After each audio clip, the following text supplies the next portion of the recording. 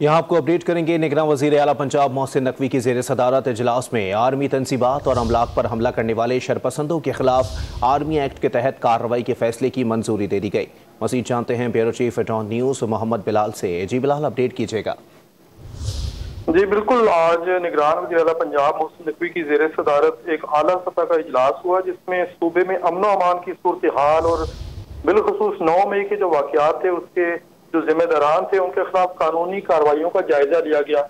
इस इजलास में जो सबसे अहम डेवलपमेंट है वो ये है कि आर्मी तनसीबात और अमलाक पर हमला करने वाले जो अनासर थे उनके खिलाफ आर्मी एक्ट के तहत कार्रवाई करने के फैसले की उसूली मंजूरी दे दी गई है, जबकि जो इनके खिलाफ मुकदमात कायम किए जाएंगे उनकी तहकीकात के लिए एक जॉइंट इन्वेस्टिगेशन टीम भी तश्कील देने की मंजूरी दे दी गई है।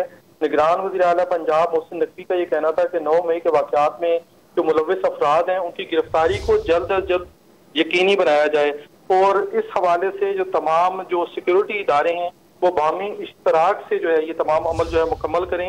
मुल्ज़िमान उनके सहूलतकार और मास्टर माइंड तक पहुँचने के लिए एक मौसर मैकेनिज्म जो है वो वज़ा करने की भी हिदायत दी गई।